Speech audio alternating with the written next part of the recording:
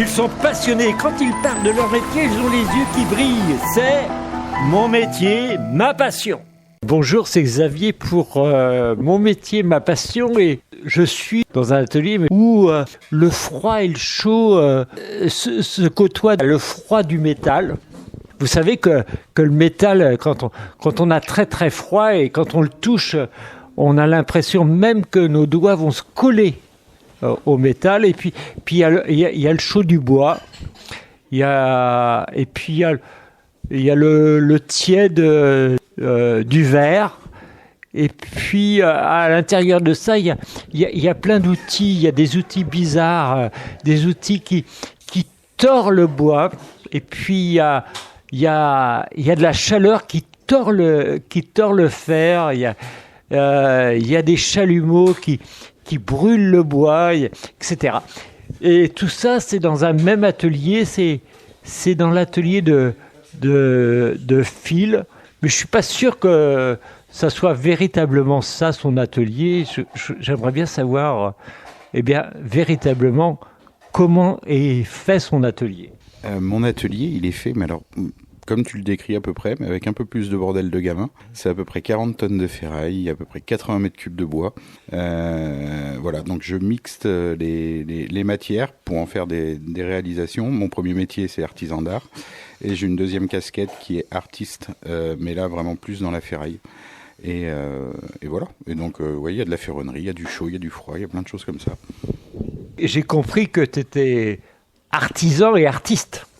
Et ces deux volets, ton activité nous intéressent. Et je voudrais savoir quelle est ta plus grande fierté ou ta plus grande réalisation en tant qu'artisan ou en tant qu'artiste. Alors, en tant qu'artiste, ma plus belle réalisation serait, alors il y en a quelques-unes, mais celle qui me toucherait le plus encore aujourd'hui, elle n'est pas très vieille, elle est assez fraîche. C'est qu'aujourd'hui, maintenant, j'allie des mouvements, moi, dans mes créations en ferraille. Donc, ce qui m'intéresse, c'est de tourner une manivelle et de voir les animaux, voir les choses que je fais en mouvement. Alors, je ne veux surtout pas mettre de moteur parce que l'intérêt, c'est qu'il y ait une interaction entre la personne qui va tourner la manivelle et l'objet ou la création. Mais dernièrement, c'est un pélican que j'ai fait, qui bouge les ailes, qui ouvre le bec, enfin voilà quoi.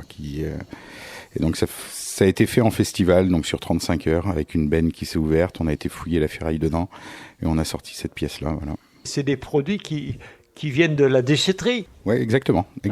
C'est des produits de déchetterie où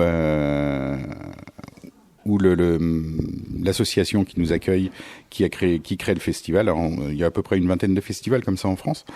Et donc l'association qui monte le festival remplit une benne avec des boulons, des vis, des ressorts, des châssis, des tôles et un peu de tout. Voilà. Et de ça, on va puiser. Jean-Fils sort vraiment d'un festival. C'est le festival qui se passe à Lamballe, ça s'appelle Les Ferrailleurs, et bien entendu, ils sont obligés ou ils ont très envie de créer quelque chose autour de la ferraille qu'on leur laisse à disposition. Et donc, une de tes plus belle réalisation, c'est un pélican lors de ce festival? Non, alors je ne l'ai pas fait à Lamballe, je l'ai fait sur un autre festival qui était dans la Vienne. Et là, ouais, je sors tout frais là, de Lamballe, qui s'appelle Les Soudeurs du Soir, le nom du festival, où là j'ai recréé plus un mouvement un peu bande dessinée qui translate et qui tourne sur le thème de la mer. Voilà, en fonction de ce qu'il y avait dans la benne. Ce fameux pélican dont tu parles, c'est la photo qui illustre notre première émission. Mais moi, ce qui m'intéresse, c'est savoir, c'est le métal, c'est froid, le métal, c'est désagréable à travailler. C'est vraiment du boulot. Pourquoi tu as voulu faire ça? Alors, d'origine, moi, je suis menuisier et ébéniste à la base.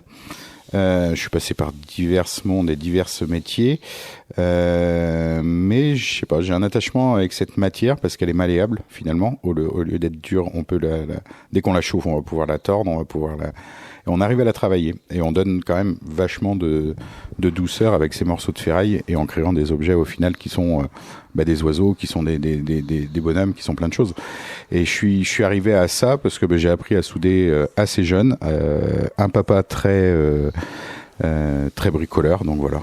On a pris un peu la suite familiale. On voit bien que ton métier d'artiste, c'est ça qui te porte. Mais en même temps, tu as un métier d'artisan.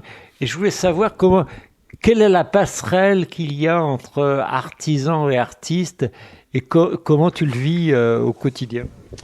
Ah, moi, je le vis super bien. La passerelle qui m'a emmené à ça, c'est juste l'art que je sors de moi, c'est ce qui m'anime.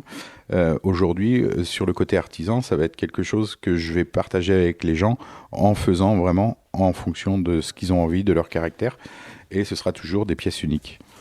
Eh ben, ainsi se termine notre première émission avec Jean-Phi. Il nous a parlé avec tellement de passion de son métier d'artiste.